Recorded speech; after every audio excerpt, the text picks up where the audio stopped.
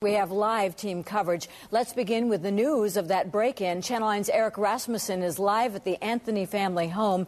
And Eric, what are investigators telling you about this? Well, Barbara, I just got off the phone with the Orange County Sheriff's Office in the last couple minutes or so. They say they are not convinced this is directly related to little Kaylee's disappearance. However, they told me Casey Anthony, the mother, had been known to steal gas from her parents before. Now, according to this report here, the Anthonys thought someone got into their backyard, possibly in the middle of the night. George Anthony reported this back on June 24th. Now, we want to show you some new aerial pictures of the backyard we just shot this morning. Anthony said someone broke the lock on his storage shed and took 2 gas cans worth about $50 worth of gas in them. Now, this all happened after little Kaylee disappeared. If you go by the timeline investigators have developed, this is also roughly around the time a neighbor said Casey Anthony briefly borrowed a shovel. Now, George Anthony was just leaving the house here about 30 minutes ago. We tried to ask him what he makes of this break-in, but he didn't want to talk to us. We're going to stay on top of this and bring you any new developments as they come out. We're live in Orlando. Eric Rasmussen, Channel 9 Eyewitness News. This morning, when Casey Anthony's parents went to visit her at the jail, she was not there. She'd already been moved to the Orange County Courthouse for a hearing this afternoon. Her lawyer will fight to keep all of her phone conversations and video visits private. Channel 9's Steve Barrett spoke with the Anthonys, and Steve, even they were surprised that Casey wasn't there. Yeah, basically this hearing downtown threw a wrench into this scheduled visit this morning. The Anthonys arrived to meet with her, hoping to meet with her by video camera as they do here at the jail. But by the time they got here, she was already gone. Anything specific you want to talk to her about today? Just want to see how Just have a great visit, guys. Just want to have a great visit with her. Thank you. When George and Cynthia Anthony arrived at the jail visitation center, they expected to see their daughter on the other end of a video camera, like this. After checking in at the jail desk, Cynthia Anthony expressed frustration over the media attention her granddaughter's disappearance has garnered. I've had those moments, and I've asked you guys to step back when I tried to get into my home so that people wouldn't see how to get into my home. I mean, I would want that a year ago. Doesn't mean... Come on, 9 o'clock, we gotta go. Good. The couple walked into the visitation center, but what they didn't know is that Casey was not at the jail at all. She'd already been transported to court, and for security reasons, the family was not notified. No notification is ever given because it sets up the inmate for ambush or escape. It sets your officers up for potential harm. So it's sound correctional practice never to talk about the transport of an inmate from one location to another outside the facility.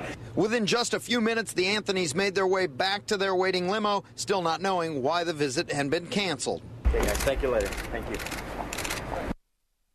And it appears that visit will be rescheduled. Meanwhile, Casey has another visitor coming tonight at 7 o'clock, one of her friends. By the way, she is allowed 3 45-minute visitations each week from people through the video system, and about 1 hour a day she has the opportunity to make phone calls from here. Reporting live at the Orange County Jail, Steve Barrett, Channel 9 Eyewitness News. And today's hearing is all about the phone calls the lawyer for Casey Anthony does not want anyone to hear. The last number that she had called me from that wasn't of a private listing or that didn't show a private cell or private call. How should I go about finding your phone? I don't know. That's the thing. Do you have anything that you can, tell me, that would help? There's nothing I can think of at the moment. During that phone call, Casey's brother pushed his sister for any information about her missing 2-year-old daughter. Well, that is the kind of thing Casey's lawyer wants to block you from hearing. In about an hour and a half, he will ask a judge to force the sheriff's office to stop releasing her jailhouse phone conversations and video of her visits. Channel 9's Kathy Bellich continues our live team coverage at the Orange County Jail with more on that hearing to keep Casey Anthony's phone calls private. Kathy? That's right. The attorney is saying he believes that this might thwart the investigation somehow. It might discourage people from calling in leads, and he feels that it might compromise Casey Anthony's chances for a fair trial. But he wants Circuit Judge Stan Strickland to pull the plug on the public records that have been released in a steady flow since last week, her video visits and her phone calls with family and friends. Hello? Starting last week, some of the most damaging public records yet have started to come out.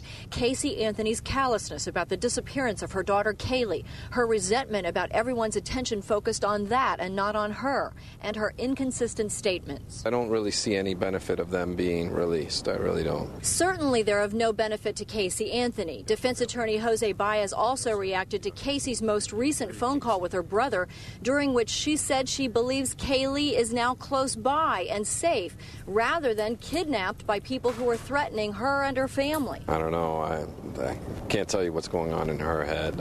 Right. Well, but from what I believe, from my conversations, you know, we've said all along we believe she's alive. We don't have any reason or any evidence to think otherwise. Now, when defense attorney Jose Baez and the Anthonys arrive here at the courthouse, we will try to ask them once again what they make of that break-in at the Anthonys' home last month and the stolen gasoline cans. Reporting live at the Orange County Courthouse, Kathy Bellich, Channel 9 Eyewitness News.